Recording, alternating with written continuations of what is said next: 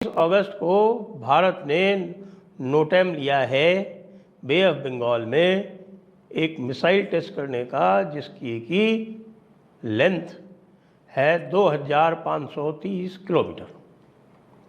2530 kilometre, ठीक है। तो 2530 किलोमीटर क्या होते हैं? 2530 किलोमीटर का मतलब ये है कि ये अग्नि सीरीज की मिसाइल है, बैलिस्टिक मिसाइल है। क्रूज मिसाइल इतनी लेंथ की कोई है नहीं, तो बैलिस्टिक मिसाइल का टेस्ट है। ये बैलिस्टिक मिसाइल आपने अभी भी सुना होगा कि भारत ने बोला था कि भाई हम अग्नि 5 बंकर बस्टर वाली जो है डीप पेनेट्रेटिंग 800 मीटर पेनेट्रेट करने वाली मिसाइल हम टेस्ट करने जा रहे हैं। 800 मीटर क्यों? क्योंकि 800 मीटर से गहरा मरियम बंकर नहीं होता। जो मरियम बंकर नूर खाल में था उसको तो उड़ा दिया गया। अब कोई भी बंकर अगर बनाया भी है इन्होंने अपने GHQ में, तो उसको उड़ाने के लिए ये टेस्ट किया जा रहा है। चलिए, खबर नंबर ये 1 थी। अब इसको आगे हम रिलेट करेंगे बाकी खबरों से। खबर नंबर 2 ये है कि चीन ने भारत के ऊपर से anti dumping duty halogenated butyl plastic, इसके ऊपर एंटी डंपिंग ड्यूटी लगा रखी थी। भारत के ऊपर, कनाडा के ऊपर, जापान के ऊपर। तो आप कहेंगे कि साहब इसमें क्या बड़ी बात है? बड़ी बात बता देता हूँ आपको कि चीन ने भारत के ऊपर से एंटी डंपिंग ड्यूटी हटा ली है, जापान और कनाडा से नहीं हटाई है। तीसरी खबर, चीन ने भारत के ऊपर जो यूरिया एक्सपोर्ट पे कंट्रोल्स लगाए हुए थे वो हटा लिए हैं। और चौथी खबर, 32 कंट्रीज़ इस समय ब्रिक्स की लाइन में लगे हुए हैं और उसको एक्टिवली परस्यू कर रहे हैं, जिनमें से 23 ने तो सारी फॉर्मेलिटी भी पूरी कर ली है। और अभी जुलाई में 11वां देश जो था सऊदी अरब, जिसने अभी तक ज्वाइन नहीं किया था, उसने भी ज्वाइन कर लिया है। तो now BRICS is 11 strong, bigger than G7।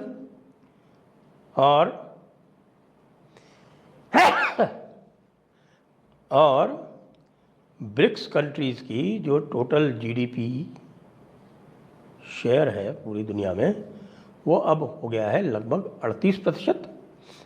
और G7 का कितना है? G7 का है 25%। अब आप कहेंगे कि भाई ये 4 अलग अलग खबरें सुना के हमको क्या इंप्रेस करने का प्रयास कर रहे हो? भाई ये 4 अलग अलग खबरों में ऐसी क्या बात है? इनमें एक तंत्र क्या है? एक तंत्र बता देता हूँ। एक तंत्र ये है कि भारत ने सीधे सीधे ट्रंप को ये बता दिया है कि तुम कितना भी कोशिश कर लो, पाकिस्तान बच नहीं पाएगा। और ये तुमने जो न्यूक्लियर वाली धमकी अपने घर में बिठाल के इस मुल्ला मुनीर से दिलवाई है, और जिसके बारे में तुमने चुप्पी साध रखी है, तुम्हारे पूरे मीडिया ने चुप्पी साध रखी है, तो उसका जवाब हम देकर रहेंगे। और ये 20-21 अगस्त वाला टेस्ट जो है वो उसकी बानगी है। अब तुम अपने चेले पाकिस्तान को बचा के दिखाओ। साथ में चीन ने ये जो 2 काम किए हैं, वो अमेरिका को बता रहा है कि भाई मैं इससे अलग हूँ। अब पाकिस्तान की पिटाई होगी तो भाई ऐसा है, अब तुम ही उतनी दूर से वहाँ बैठ के इसका बचाव करना, मैं नहीं आ रहा इसमें, मैं अब भारत के साथ जा रहा हूँ। ये अमेरिका को मैसेज है। और चौथा मैंने जो आपको बताया वो ब्रिक्स वाला, वो पूरी दुनिया का मैसेज है अमेरिका को। पूरी दुनिया का मैसेज है अमेरिका को। यानी 11 हैं, 32 लाइन में है, 32 में से 23 एक्टिव हैं, क्योंकि लाइन में तो पाकिस्तान भी है। पाकिस्तान को तो भारत घुसने नहीं देगा ब्रिक्स में, ये पक्की बात है। क्योंकि उसमें ब्रिक्स में नियम ये है कि जो 5 फाउंडर मेंबर्स हैं उनकी सहमति आवश्यक है, उनका वीटो है। तो ये जो 5 फाउंडर मेंबर्स हैं ब्रिक्स के, वो वीटो एक्सरसाइज करेंगे और यूनाइटेड नेशन सिक्योरिटी काउंसिल की तरह जब ये ब्रिक्स का ये पूरा स्ट्रक्चर बन के तैयार होगा तब आप पाएंगे कि ये 5 कंट्रीज़ जो है, ये 5 देश जो हैं वो अलग से एक वीटो धारक देश बनेंगे। यूएस की पावर अभी कहीं नहीं जा रही, यूएस की पावर धीरे धीरे कम हो रही है, धीरे धीरे कम हो रही है। और उसके लिए आप देख रहे हैं कि अलग अलग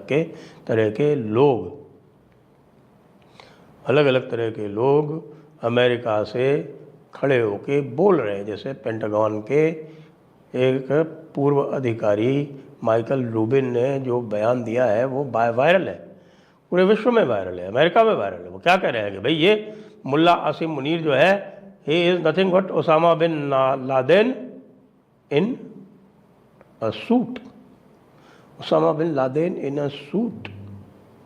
और भी लोग कह रहे हैं, आप देखेंगे तो लोग कह रहे हैं कि the American empire is over. American empire peaked about 10-12 years ago. 2008 का जो इकोनॉमिक डाउन टर्न था, जो इकोनॉमिक क्राइसिस थी, ग्लोबल इकोनॉमिक क्राइसिस जिसकी वजह से हुई, वो 2008 यानी ओबामा के आने के जस्ट बाद वो उनका पीक था और उसके बाद से उनका डिक्लाइन आरंभ हो चुका है। और अब America is a declining power and China and India are a rising power. और ऐसे समय में अमेरिका को यदि अपनी ताकत लंबे समय तक बचा कर रखनी थी तो उसको भारत को अलग नहीं करना चाहिए था। और अगर मान लीजिए एक स्ट्रेटेजिक नहीं, एक टैक्टिकल अंडरस्टैंडिंग भी हो जाती है भारत और चीन में अगले 10 वर्ष के लिए भी, क्योंकि आपस में टकराहट तो होगी, नेबर्स है ना, तो नेबर्स में टकराहट तो होगी, लेकिन मान लीजिए अगर 10 वर्ष के लिए भी टैक्टिकल अंडरस्टैंडिंग हो गई तो चीन और भारत मिल के अमेरिका को बहुत पीछे छोड़ देंगे, बहुत अधिक पीछे छोड़ देंगे। बाकी ये जो मानगी दिखाई जा रही है ना 2530 किलोमीटर वाली, और जैसा मैंने कहा ये अमेरिका को नहीं दिखाई जा रही, ये पाकिस्तान को नहीं दिखाई जा रही, ये अमेरिका को दिखाई जा रही है। और अमेरिका को दिखाने के लिए भी बहुत कुछ है, क्योंकि सितंबर में पुतिन आ रहे हैं भारत, उनका समय लगभग तय हो गया कि वो सितंबर में आएंगे। और सितंबर में जब यहाँ आ रहे हैं तो यहाँ पर बहुत सारे समझौते और होंगे। SU-57 का समझौता होगा, S-500 का समझौता होने की भी संभावना बन रही है। यद्यपि भारत को S-500 की उतनी आवश्यकता नहीं है, लेकिन अपने डिफेंस पर्पसेस के लिए नहीं, शायद तो स्ट्रेटेजिक पर्पसेस के लिए, और to permanently hold off China. S-500 China को नहीं ऑफर कर रहा रूस, तो रशिया जब S-500 भारत को दे रहा है तो भारत S-500 लगा के चाइना वाला फ्रंट भूल जाएगा कि भाई यहाँ तो अब चाइना की हिम्मत पड़ने वाली नहीं कहीं भी पास आने की। और S-400 पूरी तरह से टारगेट कर दी जाएंगी किसके ऊपर? पाकिस्तान के ऊपर। पाकिस्तान के ऊपर S-400 इसलिए भी टारगेट की जानी आवश्यक है क्योंकि पाकिस्तान ने अभी अभी धमकी दी है कि वह RIL जामनगर पर हमला करेगा, जामनगर पर हमला करेगा। जामनगर रिफाइनरी जो देश की सबसे बड़ी रिफाइनरी है उस पर वो हमला करेगा। हमला करके बताए, हमला करके बताए, क्योंकि S-400 की जो एंटी मिसाइल कैपेबिलिटी है वो इतनी है कि पाकिस्तान की ये जो स्लो मूविंग पुरानी वाली लिक्विड फ्यूल वाली ये सारी जो मिसाइल्स हैं ना, इनका काम तमाम कर देगा, आराम से काम तमाम कर देगा। ये कहीं आसपास लगती नहीं है, इनको पीटने के लिए छोड़ेंगे और ये बुरी तरह से पिटेंगे। बाकी अब सबकी निगाह तो है, देखेंगे कि भाई ट्रंप और पुतिन मीटिंग में क्या होता है। ट्रंप बाबू को तो यूरोप वाले और येलेंस्की ही भाव नहीं दे रहे हैं, वो ही खड़े हो गए हैं ट्रंप के सामने और कह रहे हैं कि तुम कौन होते हो हमारी ज़मीन का सौदा करने वाले। ये यूरोप है, यूक्रेन कि संरक्षक हम हैं, तुम नहीं हो गए तो क्या। यूरोप इस लायक नहीं है जो यूक्रेन को सुरक्षा दे सके। हमसे बात करो पहले, बिना हमसे बात किए अगर कोई कमिटमेंट कर दिया तो खबरदार। काम बहुत अच्छा किया रशिया ने। रशिया ने ये मीटिंग एक्सेप्ट करके यूरोप और अमेरिका में झगड़ा इतना बढ़ा दिया है कि अब लगता है कि अमेरिका के पूरी तरह से अलग थलग होने का कार्यक्रम बनने वाला है, और बहुत अच्छा है। हम तो इसका स्वागत ही करेंगे। इसी बहाने ईयू भी एफटीए कर लेगा भारत से, तो ईयू का भी एफटीए हो जाएगा, तो फिर ये अमेरिका जो है वो बैठ के अपने भजन करे। चाइना से तो हिम्मत हुई नहीं कुछ करने की, भारत के साथ भी कुछ नहीं करना है, भजन करे। क्योंकि ये भी अब क्लियर होता जा रहा है कि इसने ये रशिया वाला ये जो सेकेंडरी सैंक्शन भारत के ऊपर लगाया 25% कि आप रशिया से ऑयल ख़रीदते हो, वो केवल इसलिए लगाया है कि यूरोपियन यूनियन जो ऑयल भारत से ख़रीद रही है वो भारत से ना खरीद कर यूएस से ख़रीदने लगे। बहुत बदमाश हैं ये अमेरिका वाले, हर चीज़ में इनके कुछ ना कुछ जो। आप हमसे जुड़ा रहना चाहते हैं तो कृपया वीडियो को लाइक कीजिए, शेयर कीजिए और सब्सक्राइब कीजिए। धन्यवाद।